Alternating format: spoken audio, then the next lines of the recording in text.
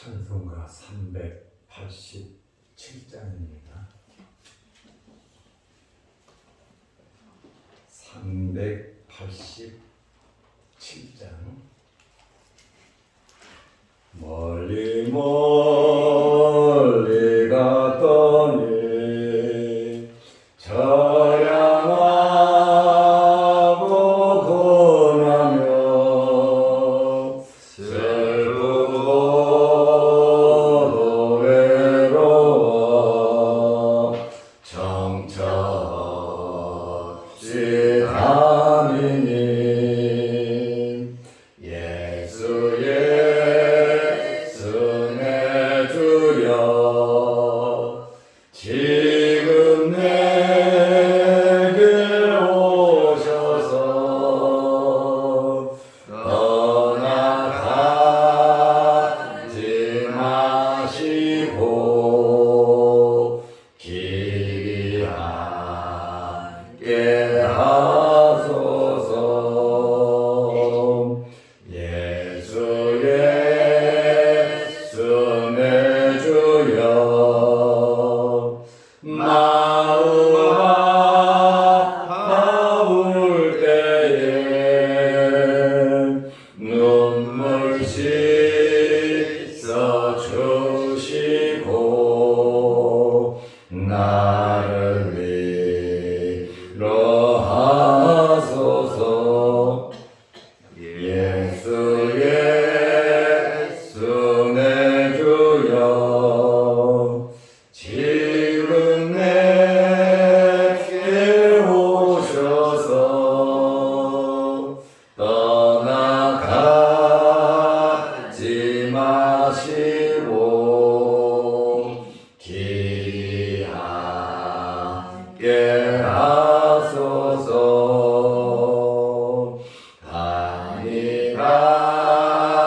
가실 때에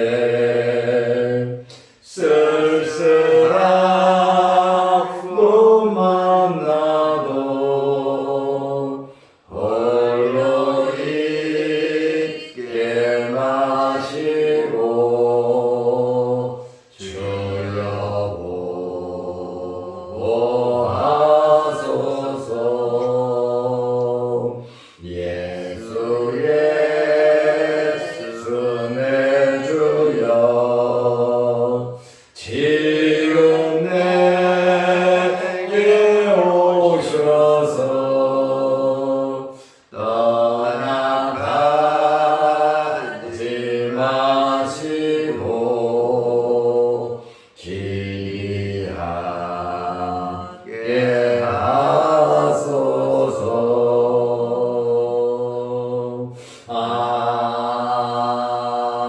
아멘.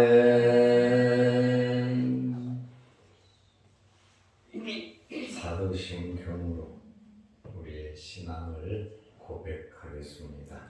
전능하사 천지를 만드신 하나님 아버지를 내가 믿사오며 그 외아들 우리 주 예수 그리스도를 믿사오니 이는 성령으로 잉태하사 동정녀 마리아에게 나시고 본디오 빌라도에게 고난을 받으사 십자가에 못 박혀 죽으시고 장사한 지 사흘 만에 죽은 자 가운데서 다시 살아나시며 하늘에 오르사 전능하신 하나님 우편에 앉아 계시다가 저리로서 산자와 죽은 자를 심판하러 오시리라. 성령을 믿사오며 거룩한 공예와 성도가 서로 교통하는 것과 죄를 사하여 주시는 것과 몸이 다시 사는 것과 영원히 사는 것을 믿사옵나이다. 아멘. 하나님의 말씀 마태복음 8장 14절에서 17절 말씀까지 보겠습니다. 예수께서 베드로의 집에 들어가사 그의 장모가 열병을 앓아 누운 것을 보시고 그의 손을 만지시니 열병이 떠나가고 여인이 일어나 예수께 수종들더라. 저물매 사람들이 귀신 들린 자를 많이 데리고 예수께 오거늘 예수께서 말씀으로 귀신을 쫓아내시고 병든 자들을 다 고치시니 이는 선지자 이사야를 통하여 하신 말씀에 우리의 연약한 것을 친히 담당하시고 병을 짊어지셨도다 함을 이루려 하심이더라. 아멘. 예수님께서는 공생의 시작을 하면서 3대 사역을 행하셨습니다.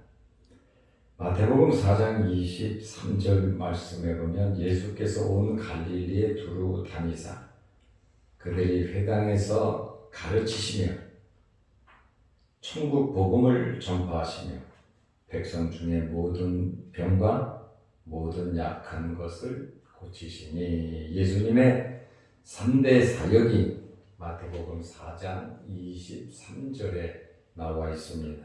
첫째는 회당에서 가르치셨습니다. 바벨론에 의해서 하나님의 성전이 파괴되었습니다. 이스라엘 사람들이 성전 중심의 예배를 드렸는데 성전이 파괴됨으로 예배 드릴 장소가 없어졌습니다. 그리고 바벨론 포로로 끌려가고 또 세계로 흩어졌습니다. 그렇다 보니까 유대인들이 9명만 모이면 회당을 만들었습니다. 그리고 회당장 하나를 뽑았습니다. 회당에서 무엇을 했냐면 제사를 지낼 수는 없었습니다. 제사장들이 할 일이 없어졌죠. 구약 성경을 읽고 성경을 강해하고 회당에서 기도하고 찬송을 했습니다. 이것은 흩어진 사람들이 어느 나라에 있든지 회당을 중심으로 해서 말씀을 보고 기도하고 하나님을 섬기는 그러한 일들을 회당에서 했습니다. 예수님께서 어렸을 때에도 회당에 가서 선생들과 대화를 나누고 하나님의 말씀을 가르친 그러한 사건을 우리가 알고 있습니다. 예수님은 어릴 때부터 회당 중심으로 살으셨죠. 예수님의 제자들도 회당에서 주의 복음을 전파했습니다. 주는 그리스도시다라고 하는 사실, 성경 말씀을 풀어서 예수 그리스도를 소개하는 일들을 회당에서 했다라고 하는 그러한 말씀입니다. 구약의 이러한 이 회당을 무시하지 않으시고 회당을 중심으로 해서 하나님을 섬기며 복음 전하는 일들을 했습니다. 그래서 역사적으로 보면 사람을 창조하시고 에덴 동산에서 쫓겨난 이후에 제단을 중심으로 해서 하나님을 섬겼어요. 제단 중심의 예배에서 모세 이후에 성막을 만들고 성막 중심의 예배를 드렸습니다. 그러다가 솔로몬이 성전을 짓고 성전 중심의 예배가 되었습니다. 이 성전이 파괴되고 나니까 하나님께 모일 장소가 없어졌잖아요. 그러다 보니까 흩어진 사람들이 또 예루살렘의 유대에 남아있던 사람들이 회당을 중심으로 해서 하나님을 섬겼어요. 이 회당은 우리들이 모여 예배드리는 교회의 전신입니다. 이렇게 계시가 제단에서부터 시작해서 이제 교회까지 주님 오시는 그날까지 교회에서 예배가 드려질 것입니다. 그래서 예수님의 첫 번째 사역이 가르치시는 사역인데 회당에서 가르치셨어요. 두 번째로 전파하셨습니다. 무엇을 전파하셨냐면 천국, 하나님의 나라 복음에 대해서, 천국 복음에 대해서 전파하셨습니다. 예수님께서 전파하신 주 내용이 바로 천국 복음, 하나님의 나라에 대해서 말씀을 하셨습니다. 그러시면서 너희는 먼저 그의 나라와 그의 의를 구하라고 우리에게 말씀해 주셨습니다. 세 번째로는 치유의 사역을 하셨습니다. 고치는 역사죠. 모든 병든 것과 약한 것을 예수님께서 고쳐 주셨습니다. 친히 육신을 입고 이 땅에 오셨기 때문에 이 육신을 가지고 느끼는 모든 것을 예수님께서는 경험을 직접 하셨습니다. 피곤도 하셨고, 배도 고프셨고, 아픔도 있으시고, 고통도 당하시고, 눈물도 흘리신 아주 안타까워하신 일들도 많이 경험을 했습니다. 죽음까지 직접 체험을 하셨습니다. 특별히 영적인 병과 이 육신적인 병을 예수님께서 많이 고치셨습니다. 이것이 예수님의 3대 사역입니다. 영적인 무지를 깨우치는 선생으로, 하나님의 복음을, 천국 복음을 전하는 전도자, 영육이 상한 자를 고치시는 의원으로서 예수님께서 활동을 하셨습니다. 이제 오늘 우리가 읽은 본문을 보면 베드로의 장모를 고치는 내용이 나옵니다. 베드로는 결혼을 한 사람입니다. 그러니까 장모가 있겠죠.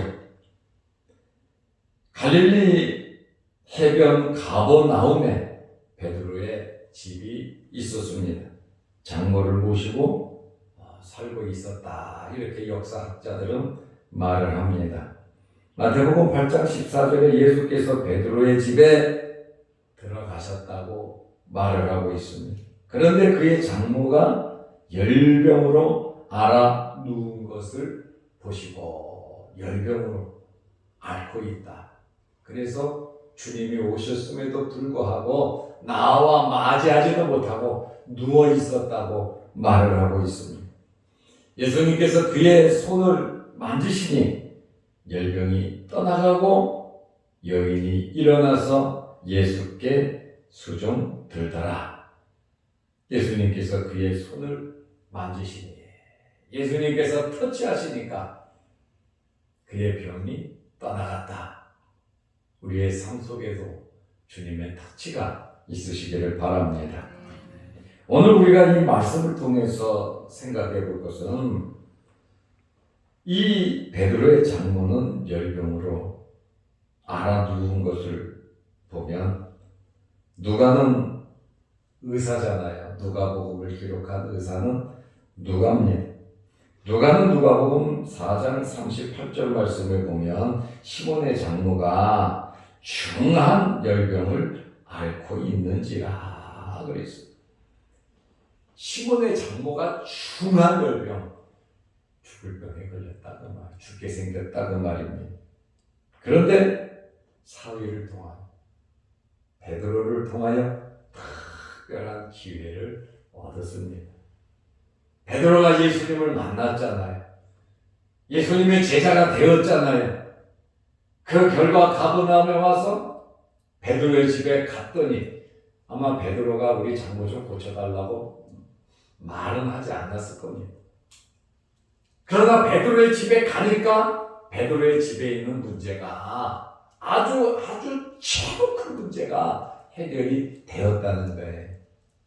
우리가 주님을 만남으로 통해서 나의 문제, 내 주변에 내가 아는 주변의 모든 문제들이 다 해결될 기회, 방법이 있다는 거예요. 이러한 문제를 해결하는 데 있어서 우리의 믿음도 중요하고 상대방의 믿음도 사실 중요한 겁니다. 이렇게 베드로의 장모는 사위를 통하여 특별한 기회를 얻었습니다.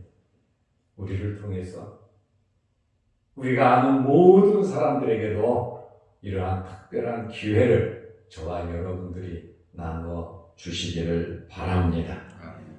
여기서 우리는 베드로가 결혼한 것을 알 수 있고, 천주교회의 첫 번째 교황이 베드로거든요.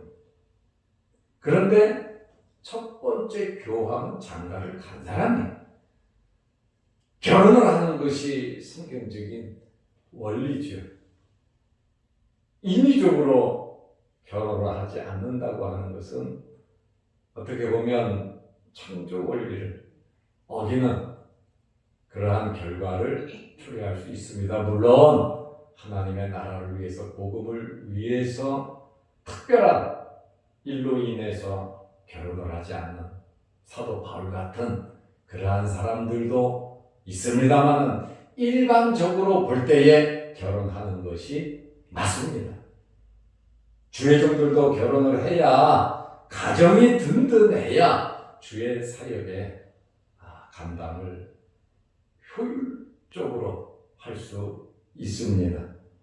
그리고 고린도전서 9장 5절에 보면 베드로는 선교를 할 때에 아내를 데리고 다니면서, 또 예수님의 제자들도 결혼하신 분들은 내가 복음 전해야 되니까 우리 이혼하고 너 나랑 헤어지고 나 혼자 가서 복음 전할 거야, 이렇게 하지를 않았어요. 같이 어떤 어려운 환경이 있다 하더라도 부부가 같이 다니면서 주의 복음을 전한 것을 우리는 알 수 있습니다. 베드로는 장모를 모시고 살고 있었습니다. 주님께 부름을 받고 주님의 제자가 되어도 이러한 관계들이 유지된 것을 볼 때, 부부관계는 또 가족들의 이 관계를 볼 때에 우리는 예수를 믿고 따른다고 해서 가정을 소홀히 해서는 안 된다는 거예요. 이러한 말씀을 보면 베드로를 통해서 그의 장모가 고침받고 베드로 때문에 베드로의 집에까지 예수님께서 방문한 것을 볼 때 그의 아내도 만났겠지요. 그리고 이 베드로의 장모 있는 현실 그대로를 이야기하고 있습니다. 마태도, 누가도 이 이야기, 마가도 이 사실을 이야기하고 있습니다. 열병에 걸렸다, 알아 누워있다라고 하는 것입니다. 이 열병은 말라리아나 장티푸스 같은 질병입니다. 누가는 치명적인 중한 열병을 앓고 있는지라 중한 열병이라고 말을 하고 있습니다. 그런데 지금 예수님께서 보시니까 누워 있어요. 그런데 말을 거둔 사람들이 있습니다. 누가 거들었냐면은 누가복음 4장 38절 말씀에 보면 사람들이 그를 위하여 예수께 구하니, 베드로의 집에 들어가니까 장모가 누워 있는데 옆에 있는 사람들이 예수님에게 베드로의 장모 좀 고쳐달라고, 주님께서 3대 사역을 지금 하시고 밖에서 많은 기적을 베푸시면서 지금 가버나움에서도 기적을 베푸시면서 베드로의 집에 왔는데 주님께서 이 열병을 알아 누워있는, 언제 죽을 줄 모르는 이 베드로의 장모를 좀 고쳐주십시오 하고 자기 병을 고쳐달라고 그러지 않고 자기들의 문제를 먼저 이야기하지 아니하고 지금 급하게 알아두어 있는 이 사람을 좀 고쳐달라고 주님께 구했다고 누가복음 4장 38절에 말을 하고 있습니다. 그래서 우리 주변에 좋은 사람들이 많아야 돼요. 놓치기 쉬운 거를 좀 챙겨주고 부족한 부분을 서로 챙겨주면서 영적인 일이나 육적인 일이나 함께 교제하며 하는 것이 정말 좋습니다. 그래서 세상은 혼자 사는 것이 아니에요. 더불어 함께 사는 것이 이 세상입니다. 신앙생활은 물론 구원 관계는 하나님과 나 개인의 관계지만 성경은 성도의 교제를 말을 하고 있습니다. 서로 마음을 나누고 물질을 나누고 모든 것을 함께 하기를 성경은 말을 하고 있습니다. 그래서 사람들이 그를 위하여 예수께 구하니 예수께서 가까이 서서 마태복음 8장 15절에 보면 보시고 그의 손을 만지시니 그랬어요. 누가는 열병을 꾸짖으신데 병이 떠나고 마태는 열병이 떠나가고 여인이 일어나서 예수께 수종 들더라. 여자가 곧 일어나 그들에게 수종 들더라. 마태는 예수께 수종 들더라. 누가는 그들에게 수종 들더라. 예수님을 따르는 모든 사람들, 알아 누워있던 사람, 언제 죽을 줄도 모르는 그 사람이 베드로를 통해서 예수님을 만나고 주변 사람들이 예수님 이 사람 좀 고쳐주세요 했더니 예수님께서 그를 고치시니 즉시 수종 들었다 그 말입니다. 내가 이때까지 아파 누웠으니까 좀 쉬었다가 주님을 섬겨야지. 그때는 기회가 놓치지 나가버리시는데 즉시 수종을 드는, 그리고 누가가 말한 것처럼 그들에게 수종 드냐, 자기 집이니까 그곳에서 그들을 섬기는 봉사의 일을 했다는 거예요. 마태는 열기 일어나 예수께 수종 들더라. 누가는 여자가 곧 일어나 그들에게 수종 드니라. 예수님과 관계된 사람들에게 수종하는 것이, 섬기는 것이 곧 예수님께 한 것이다. 이것이 주님의 말씀입니다. 어린 소자에게 냉수 한 그릇이라도 떠주면 예수 믿는다는 이유 때문에 섬기고 봉사하면 그거 절대로 잊지 않는다고 주님 말씀하셨거든요. 그래서 우리가 어디서든지 섬길 수 있는 기회가 있으면 예수님께 하듯이 잘 섬기시기를 바랍니다. 아멘. 가게를 하고 있거나 사업을 하거나 파트너를 만나거나 무슨 일을 하든지 여러분의 거래처에 찾아오는 모든 사람들 천사다, 예수님이다 이렇게 생각하고 잘 접대하시기를 바랍니다. 아멘. 오늘 시몬의 장모가, 베드로의 장모가 즉시 고침을 받은 사건을 우리가 보게 됩니다. 즉시 고침 받았기 때문에 그 자리에서 벌떡 일어나 수종 들었다고 그러잖아요. 예수님께만 수종 것이 아니라 자기 집에 온 모든, 한두 명이겠어요, 많은 사람들에게 수종을 들었다 그랬어요. 예수님을 만나고 예수님께서 강구하고 예수님을 만나고 기도한 사람의 모든 것을 예수님께서는 모른 척하지 않으시고 예수님께서는 반응을 다 보이셨습니다. 우리가 주님께 나와 기도한다면 주님은 활동을 시작하십니다. 반응을 보이신다 그 말씀입니다. 즉시 고침을 받았다. 나병 환자가 8장에 우리 봤잖아요. 나병 환자가 즉시 고침을 받았다고 나와 있습니다. 두 번째로 백부장의 하인이 즉시 고침을 받았습니다. 베드로의 장모가 즉시 고침을 받고 수종드는 섬기는 봉사하는 일을 했습니다. 우리에게도 이러한 문제 해결과 치유의 능력이 있으시기를 바랍니다. 이렇게 베드로의 장모가 주님께 수종을 들었다는, 그래서 우리에게도 이런 은혜 받고 기적을 체험하고 나 혼자 뜨거워서 열정을 내는 것이 아니라 더불어 우리 가족들에게, 우리가 만나는 모든 사람들에게 은혜를 끼쳐야 한다라고 하는 그러한 말씀입니다. 예수님께서 이 병든 자를 고치는 이 사역은 이사야 53장 4절에 이미 예언되어 있었습니다. 석여있는 병든 자가 메시아가 오면 이런 기적 치유의 역사가 일어날 것이라고 예수님께서 태어나시기 650년 700년 전에 이사야 선지자가 예수님께서 치료하시는 모습을 보고 기록을 했습니다. 마태복음 8장 17절에 이는 선지자 이사야를 통하여 하신 말씀에 우리의 연약한 것을 친히 담당하시고 병을 짊어지셔도다 함을 이루려 하심이라고 말씀을 했습니다. 예수님께서는 마태복음 11장 28절에 수고하고 무거운 짐진 자들은 다 내게로 오라고 말씀을 하셨어요. 왜 오라고 하셨습니까? 수고한 자, 무거운 짐진 자, 각종 질병으로, 각종 문제로 어려운 모든 자들에게 다 내게로 오라. 다자가 있잖아요. 다 내게로 오라. 내가 너희를 쉬게 하리라. 예수님께서 우리의 육신에, 우리의 마음에, 우리의 영적인 평안을 주시겠다고 하는 그러한 말씀입니다. 무거운 짐을 나 혼자 지고 이리저리 힘들어 방황하지 말고 여러분 주님께 나아가시기를 바랍니다.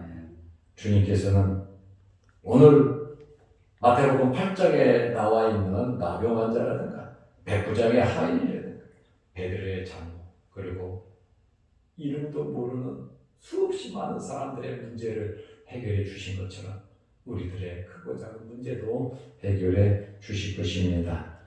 16절 말씀을 보면 저물매 사람들이 귀신 들린 자를 많이 데리고 예수께 오거늘 예수께서 말씀으로 귀신을 쫓아내시고 병든 자들을 다 고치시니 선지자 이사야가 예언한 대로 병든 자들을 다 고치시니 말씀으로 귀신을 쫓아내시고 말씀의 역사거든.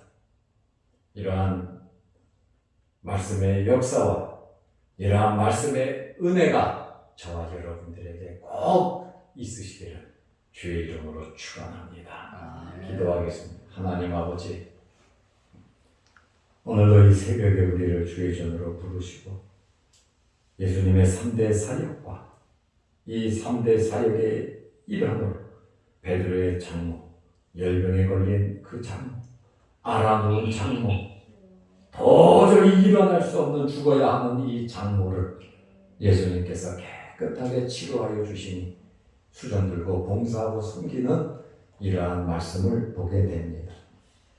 우리의 크고 작은 모든 문제들 주님을 만남으로 주님 앞에 기도함으로 이러한 기적을 체험하게 하옵소서. 해결되게 하옵소서. 주님께서 만져주시면 주님의 옷가에 손을 대면 놀라운 일이 일어날 줄로 믿사오니 우리에게 굳센 믿음 허락하여 주옵소서. 예배를 드리며 유튜브 영상을 통해서 말씀을 듣고 또 이 유튜브대로 찬송 부르며 성경 보고 말씀 듣고 기도하는 이들의 기도도 하나님 응답하여 주옵소서. 오늘 수요일 저녁 예배로 모일 때에 함께하여 주시고 우리 인생의 본분이 하나님께 예배드리는 이름을 알게 하소서. 하나님을 기쁘시게 해드리기 위해서 우리 모두 주의 전에 나와 예배 드리는 일에 힘을 쓰게 하여 주시옵소서. 오늘 이 새벽이 하늘이 열리고 주님 만나고 성령의 충만함을 받는 이러한 시간 되게 하옵소서. 예수님의 이름으로 기도드리옵나이다. 아멘. 하늘에 계신 우리 아버지여, 이름이 거룩히 여김을 받으시오며 나라의 임하옵시며 뜻이 하늘에서 이룬 것 같이 땅에서도 이루어지이다. 오늘날 우리에게 일용할 양식을 주옵시고 우리가 우리에게 죄 지은 자를 사하여 준 것 같이 우리 죄를 사하여 주옵시고 우리를 시험에 들게 하지 마옵시고 다만 악에서 구하옵소서. 대개의 나라와 권세와 영광이 아버지께 영원히 싸움나이다. 아멘. 자비로 기도하시기 바랍니다.